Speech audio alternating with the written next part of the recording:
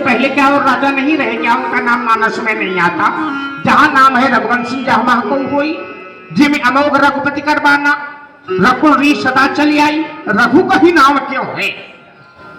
देखो कितने बड़े बड़े राजा हुए।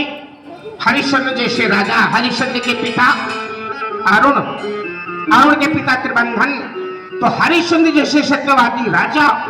हरिश्चंद्र ने हरिश्चंद्र के पुत्र रोहित, रोहित के हरित, हरित के चंप, चंप के सुदेव, सुदेव के विजय, विजय के भिरु, भिरु के ब्रक, ब्रक के बाहु का, बाहु के सगर, सगर के समंजस, समंजस के सुमान, सुमान के दिलीप, दिलीप के भगीरथ, भगीरथ के सुत, सुत के नाभ, नाभ के सुदीप, सुदीप के अल्ताई, अल्ताई के ऋतपर, ऋतपर के सरोकाम, सरोकाम के सुदास, सुदास के सौदास, सौदास के अस्मक, अस्मक के मूलक, मूलक के एडबिड, एडबिड के विश्व, विश्व के खटवांग, खटवांग के दीर्घबाहु, दीर्घबाहु के रघु, रघु के अज, अज के दशरथ, दशरथ के राम लक्ष्मण भरत शत्रुघ्न।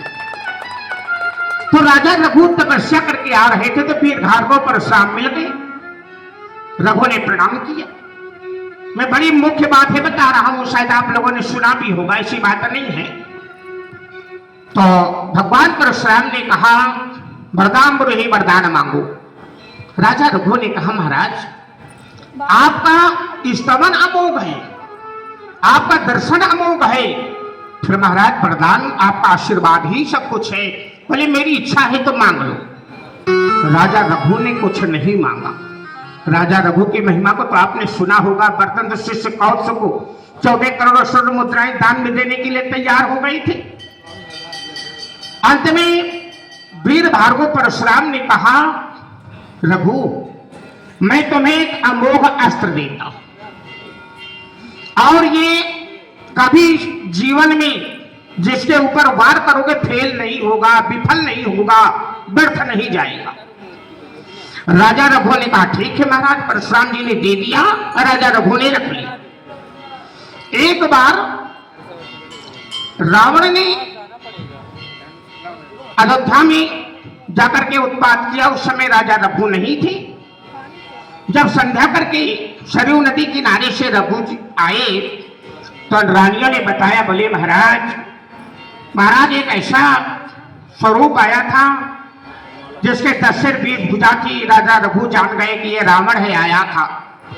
तो राजा रघु ने क्या किया कि वही बाण धनुष में चढ़ा दिया। और जब वही बाण धनुष में चढ़ा दिया, बताइए 4 वेद 6 शास्त्र 18 पुराण जिसके जो व्याख्या अग्रभाग में वास करते हो, ऐसे तपस्वी जिन्होंने ब्रह्मा से वरदान मांग लिया था, हम काहू के मारा ही ना मारे,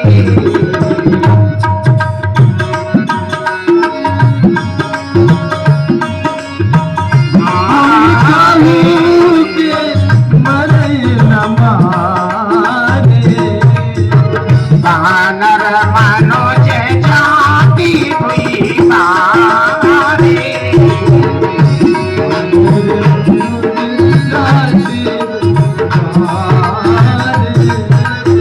इतना बड़ा तपस्वी ब्राह्मण।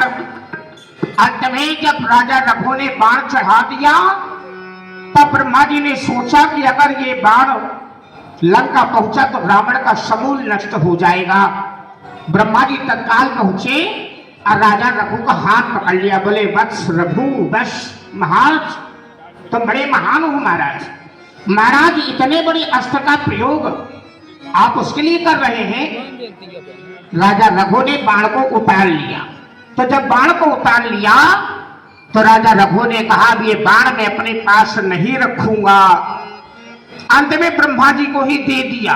देखो परशुराम जी का दिया हुआ बाण राजा रघु ने चढ़ाया और उसने कहा रघुवंशियों को चढ़ा हुआ बाण वापस नहीं होता, लेकिन पितामह अगर आप कहते हैं तो मैं बाण उतारे ले रहा हूं। अब उतार दिया तो ब्रह्मा जी पहुंचे, ब्रह्मा जी को दे दिया। आज जब ब्रह्मा जी को दे दिया, अब बंधुओं देखो बड़ी मूल बात है। जब रावण का अंत करना था, यह था कि कल रावण मारा जाएगा, तो विभीषण ने कहा बोले महाराज रावण मारा जाएगा, आपके वंश में परशुराम जी दिया हुआ अमोघ बाण राजा रघु के पास था। राजा रघु से ब्रह्मा जी ले गए और ब्रह्मा जी से वरदान प्राप्त करके रावण ने ले लिया था। ब्रह्मा जी की उपासना करके रावण ने वरदान स्वरूप मांग लिया था कि मुझे वो बाण चाहिए, तो ब्रह्मा जी ने दे दिया था। और रावण ने क्या किया था, एक खंभे में उसको चुना दिया था। तो विभीषण ने कहा, बोले महाराज अगर वो बाण नहीं मिलेगा तो रावण का वध नहीं होगा। अब ये था कि वो बाण मिले तो कैसे मिले। विभीषण बता के शिविर में चले गए। बाद में अनंत बलवंत श्री हनुमंत लाल जी आए, जिनके 8 गुण प्रधान हैं, शायद आप सब लोग जानते हैं 8 गुण। एक श्लोक पढ़ते हैं ना, अतुलित बलधामम हेम शैलाभदेहम दनुज गण कृशानम ज्ञानी नामाग्रण्यमं सकल गुण निधानम बानराणामधीशम और रघुपति प्रिय भक्तम वात जातम नमामि। ये 8 गुणों का श्लोक है हनुमंत लाल जी महाराज का। हनुमंत लाल जी महाराज बड़े प्रसन्न हो जाते हैं। अब इधर बंधु क्या था, विभीषण के बाद हनुमान जी आए तो हनुमान जी ने प्रभु को प्रणाम किया।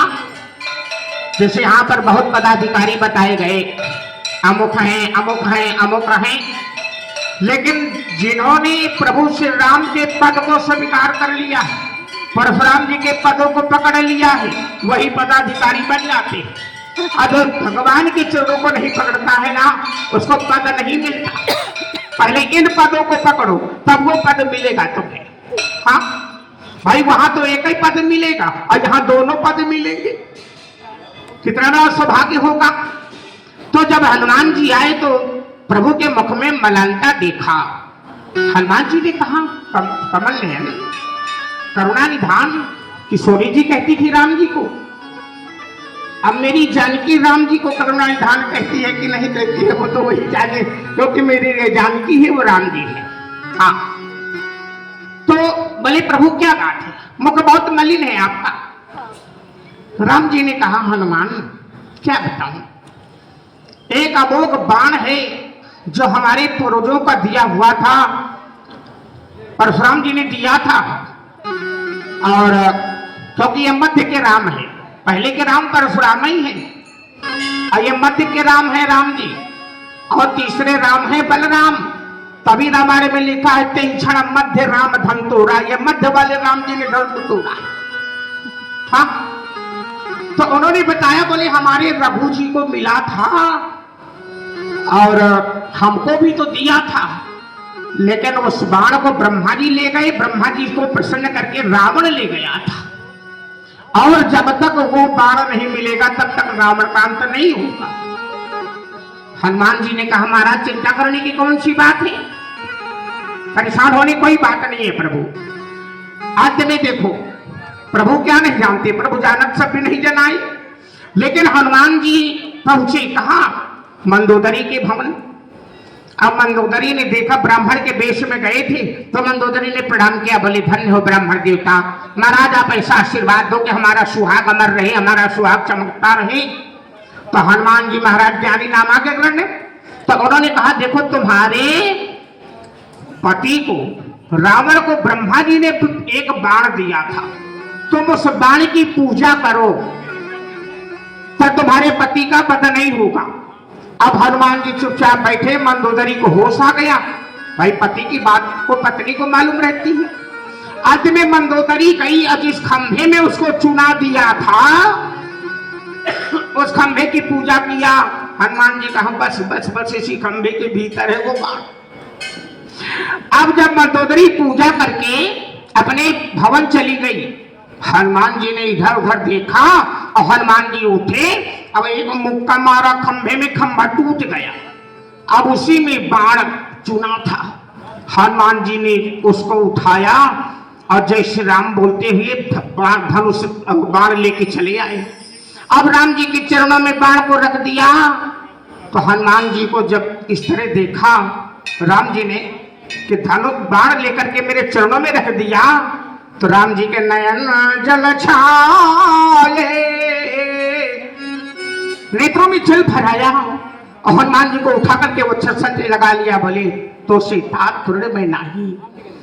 अंत में बंधुओं, जब राम जी ने उस परशुराम जी ने रघु को दिया, रघु से ब्रह्मा जी ले गए, ब्रह्मा जी से रावण लाया और रावण के हाथ से हनुमान जी लाके फिर राम जी को दिया। तो जब राम जी ने उस धनुष को चढ़ाया और रावण का संधान किया है, छानेसर 31वां बाण जब छोड़ा है, छानेसर 31वां बाण के रूप में वो छोड़ा गया, तब रावण का अंत हुआ था। ऐसे वीर भार्गव परशुराम जी थे जिन्होंने राम जी को भी दिया